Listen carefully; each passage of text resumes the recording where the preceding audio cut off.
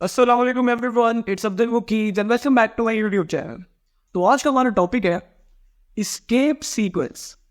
तो अभी तक हम देखते आए हैं कि प्रिंटफ के अंदर हम जब भी कुछ लिखते थे, यानी समझ लो मैं यहाँ लिख रहा हूँ वेलकम टू कोड नोश, और इस प्रोग्राम को जब मैंने एग्जीक्यूट किया तो जिस सीक्वेंस में मैंने इसको प्रिंटफ के अंदर लिखा था एग्जैक्ट उसी सीक्वेंस में यहाँ पे ये प्रिंट हो गया। लेकिन आज हम एक ऐसा करेक्टर डिस्कस करेंगे जिसको यूज करके हम इस नॉर्मल सीक्वेंस को ब्रेक करेंगे, और उस करेक्टर का नाम है एस्केप करेक्टर। एस्केप करेक्टर, और इसको लिखने का क्या तरीका है?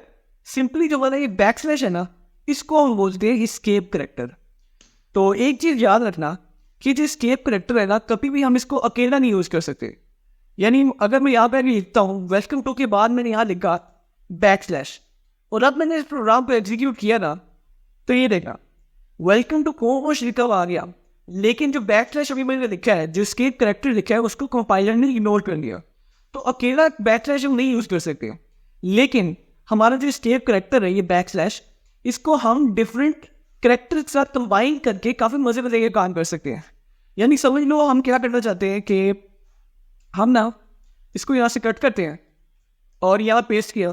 अच्छा, हम कुछ यूं प्रिंट करवाना चाहते हैं कि लिखा हुआ है वेलकम टू कोड नोश, लेकिन इस दफा कोड नोश लिखा हुआ है इन्वर्टेड कॉमास के अंदर, यानी ये इन्वर्टेड कॉमास के अंदर प्रिंट हो।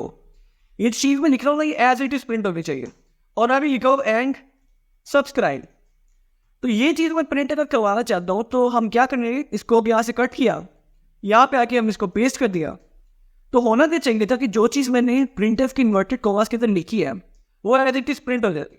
लेकिन इस प्रोग्राम को जब मैंने एग्जीक्यूट किया तो यहाँ पे मुझे एरर आ रहा है, और ये एरर इसलिए आ रहा है कि वो कह रहा है कि ये प्रिंट एफ के आपकी, हमने तो ये सोचा था ना कि ये प्रिंट एफ की इन्वर्टेड कॉमास हैं, ये स्टार्ट हो रहा है, यहाँ पे एंड हो रहा है, और इसके बीच में जो भी हमने लिखा था एज इट इज यहाँ पे प्रिंट होता था। लेकिन वो क्या कह रहा है कि ये इन्वर्टेड कॉमा यहाँ से स्टार्ट हो रहा है और यहाँ पे एंड हो रहा है, और ये वाला इन्वर्टेड कॉमा यहाँ से स्टार्ट हो रहा है और यहाँ पे एंड हो रहा है। तो ये वेलकम टू जो इसके अंदर आ रहा है और एंड सब्सक्राइब, ये दो चीजें तो मैं प्रिंट कर दूंगा, लेकिन ये जो कोड नोश है ना, ये इन्वर्टेड कॉमास के बाहर आ रहा है, और इस वजह से वो हमें एरर दे रहा है। तो अगर मैं इस कोड नोश को यहां से हटाता हूं और अब इसको मैं कंपाइल करता हूं ना, तो अब देखना अब लिखा हुआ आ गया वेलकम टू एंड सब्सक्राइब। लेकिन हम तो ये नहीं चाहते थे, इन्वर्टेड कॉमास तो अभी प्रिंट नहीं हुए। हम चाहते थे कि ये एज इट इज लिखा हुआ है और इन्वर्टेड कॉमास भी हमारे प्रिंट हो जाए।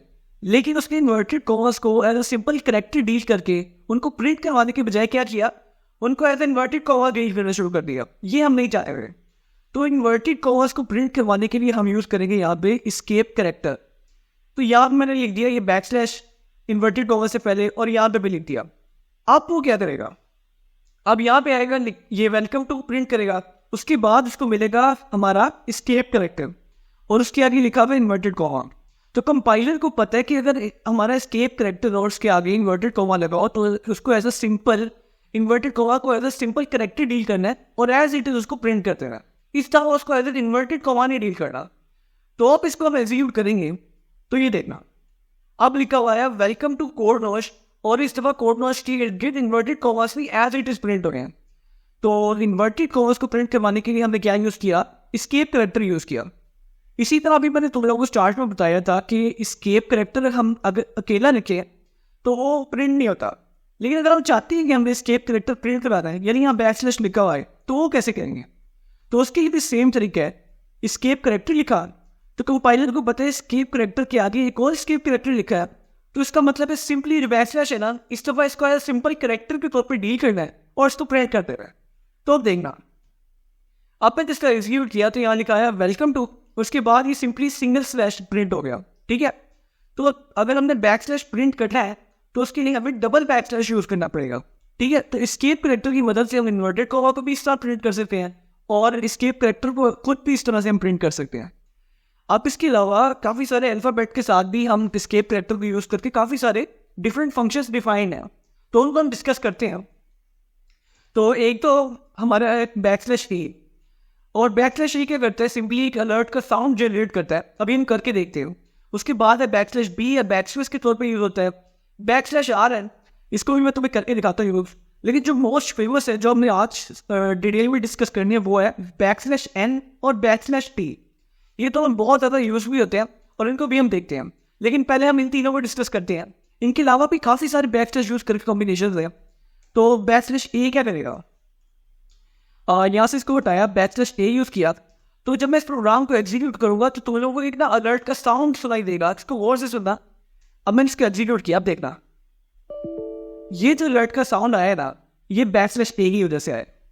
और इसी तरह अगर मैं यहाँ पे लिखता हेलो और उसके बाद मैंने लिख दिया \b, तो \b सिंपली बैकस्पेस का काम करेगा, यानी जो आखिरी कैरेक्टर है ना, इसको रिमूव करेगा। तो अब देखना, मैंने इसको एग्जीक्यूट किया और यहाँ पे लिखा है हेल, क्योंकि जो आखिरी कैरेक्टर था वो उसको \b ने रिमूव कर दिया, तो वो \b जो है वो बैकस्पेस के तौर पे काम करता है। तो और इसी तरह \r है। अब इसको समझने की कोशिश करना, \r क्या करता है।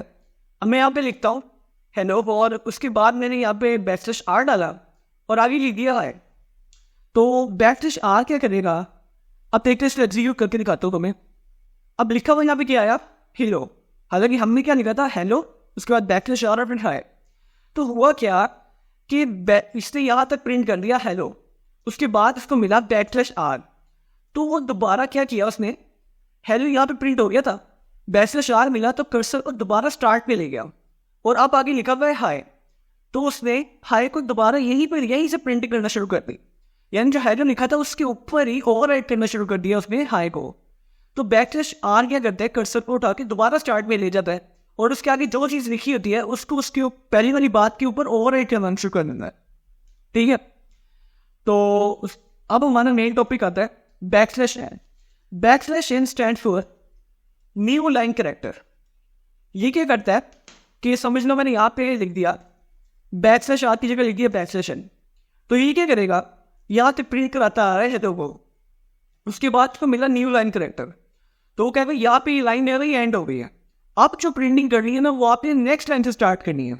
तो ये देखना, अब यहाँ पे लिखा है हेलो, उसके बाद उसको पता चल गया कि लाइन ही एंड हो गई है \n की वजह से, और इसके बाद आगे की प्रिंटिंग उसने काम पे की नेक्स्ट लाइन के ऊपर, ठीक है। तो \n से लाइन वहाँ पे हम एंड कर सकते हैं। अब यहाँ पे कुछ और भी लिख देता, उसके बाद मैं दोबारा \n डाल देता और यहाँ पे लिख देता सब्सक्राइब, और उसके बाद दोबारा \n डाल देता, फिर लिख देता लाइक। तो अब देखना, अब ये सारे के सारे अलग अलग लाइन के ऊपर प्रिंट हो गई, देखो हेलो हाय सब्सक्राइब लाइक। तो \n क्या करेगा, प्रिंटिंग को नेक्स्ट लाइन पे ले जाएगा, न्यू लाइन कैरेक्टर है, ठीक है। तो ये सिंपल सा था। तो अब देखते हैं कि \t क्या होता है। तो \t जो है वो स्टैंड फॉर टैब, और टैब का मतलब होता है आर्ट स्पेसेस, ठीक है। तो मैं तुम्हें एक एग्जाम्पल से समझाता हूँ। आप समझ लो कि ना ये एक बस स्टॉप है, ठीक है। ये बस स्टॉप नंबर 1 है, ये बस स्टॉप नंबर 2 है, और ये बस स्टॉप नंबर 3 है। और ये जितने भी बस स्टॉप है ना, इन सबका जो आपस में डिस्टेंस है ना वो 8 किलोमीटर है। इसका भी 8 किलोमीटर है और इनका भी आपस में 8 किलोमीटर, ठीक है। अब एक बस है, उसके अंदर 100 लोग हैं। तो पहले बस स्टॉप पे ना कोई नहीं उतरा, अब बस चलना शुरू हुई, दूसरे स्टॉप पे आके रुकी, अब यहाँ पे 50 लोग उतर गए। फिर उसके बाद जब बस थी हमारी वो आगे चलना शुरू हुई, तीसरे स्टॉप पे आके रुकी, आप समझ लो बाकी के 50 भी यहाँ पे ना उतर गए, ठीक है। तो इसी तरह हमारी जो स्क्रीन है ना, ऐसा करते हुए पहले मैं ये सारा कुछ यहाँ से हटा देता हूँ। ये मैंने सारा यहाँ से हटा दिया, यहाँ लिखा \t और हेलो। तो अब जो है ना हमारी स्क्रीन, आउटपुट स्क्रीन, उसके ऊपर भी काफी सारे ना टैब स्टॉप होते हैं, बस स्टॉप की तरह इसके ऊपर होते हैं टैब स्टॉप। अब ये पहला टैब स्टॉप है, फिर उसके बाद 8 कैरेक्टर के बाद अगला टैब स्टॉप आएगा। अब तुम अगर गौर करो ना, तो \t ने क्या किया, मैंने यहाँ पे लिखा \t, उसके बाद से क्या हेलो। तो \t ने हमें उठाया और अगले टैब स्टॉप पे जाके रोक दिया, यानी इसने बस को कहा कि ना अब आगे चले, तो यहाँ किसी ने नहीं उतरा और अगले टैब स्टॉप पे आके रुका, और उसके आगे जो भी लिखा है ना, ये सारे समझ लो बंदे, ये इस वाले स्टॉप पे उतार दिया। इनकी प्रिंटिंग अब इस वाले टैब स्टॉप से आके स्टार्ट हो गई, ठीक है। अब ये देखो, ये 1 2 3 4 5 6 7 8 स्पेसेस थी। अगला टैब स्टॉप आया तो बाकी का उसने वहां पे लिखवा दिया, जो भी आगे लिखा हुआ था, हेलो लिखा हुआ था, हेलो लिखवा दिया। अब देखा, अब मैंने यहाँ पे दोबारा लिखा \t, और उसके बाद लिखा hello 2। अब मैंने इसको एग्जीक्यूट किया ना, अब मैंने इसको एग्जीक्यूट किया और ये देखा, अब ये 8 स्पेसेस ये, ठीक है। उसके बाद ये दूसरा टैब स्टॉप आ गया, ये पहला टैब स्टॉप था, /p ने उठाया, दूसरा टैब स्टॉप पे आके रोक दिया और उसके आगे हेलो लिखा हुआ था, हेलो लिख दिया। अब उसके बाद दोबारा /p आया, तो ये देखना, ये 9, 10, 11, 12, 13, 14, 15, 16, ठीक है। 16 के बाद अगला टैब स्टॉप आता था, ये तीसरा टैब स्टॉप आ गया, यहाँ पे आके रोका और हेलो 2 यानी जो बाकी बंदे थे उन्हें यहाँ पे उतार दिया। तो /p बेसिकली क्या कर रहा है, /p आपको उठा के अगले स्टॉप पे ले जाता है, अगले टैब स्टॉप पे स्क्रीन के ऊपर। और ये टैब स्टॉप से दूसरे टैब स्टॉप के दरमियान में कितना फासला है, 8 कैरेक्टर का। तो इसने हमें क्या किया, हमें /p ने उठाया, ठीक है, और अगले टैब स्टॉप पे ले गया, वहां पे जाके उसने हेलो प्रिंट कर दिया। फिर उसके बाद दोबारा /p यहाँ पे आ गया, उसने उठा के हमें अगले टैब स्टॉप पे ले गया और उसके बाद हेलो 2 यहाँ वहां पे प्रिंट हो गया, ठीक है। और अगर मैं यहाँ पे एक और /p डाल देता, अब कितने /p इकट्ठे आ गए, 2 ना। अब क्या करेगा, आपको पहले उठाएगा, टैब स्टॉप नंबर 2 पे लेके जाएगा, वहां पे लिखेगा हेलो, ठीक है। फिर उसके बाद 2 /p, अब वो कहेगा कि ना 2 बस तक आपने बस भी रोकनी, ठीक है, 2 इकट्ठे बस स्टॉप जो है ना उनको गुजार दो, उसके बाद वहां चौथे पे आके रुको और वहां पे आके ये वाली प्रिंटिंग कराओ। तो इसकी हम आउटपुट देखते हैं। इसको मैंने एग्जीक्यूट किया, अब ये देखो 8, उसके बाद उसने प्रिंटिंग कराई, फिर उसके बाद ये क्या कहते हैं, यहाँ से लेके यहाँ तक तकरीबन ये तीसरा टैब स्टॉप हमारा यहाँ पे स्टार्ट होता है, यहाँ पे भी नहीं रुका। फिर उसके बाद चलता गया और चौथे टैब स्टॉप पे आके वो रुका। 2 टैब स्टॉप उसने इकट्ठे मिस किए, ठीक है, स्किप किए हैं, क्योंकि हमने 2 /p यूज किए हैं। उसके बाद उसने बाकी की प्रिंटिंग करवाई है। तो /p क्या कर रहे हैं, आपको उठा के नेक्स्ट टैब स्टॉप के ऊपर लेकर जाता है और बाकी की प्रिंटिंग जो आगे लिखा हुआ है वो वहां से करवाता है, ठीक है। तो आज की वीडियो के लिए यार इतना ही। उम्मीद करता हूँ कि तुम्हें समझ आई होगी कि एस्केप सीक्वेंस क्या होता है और /p /n और ये सारे कैसे काम करते हैं। तो अगर वीडियो पसंद आई तो फिर लाइक कर देना, चैनल को सब्सक्राइब कर देना, and I see you in the next one.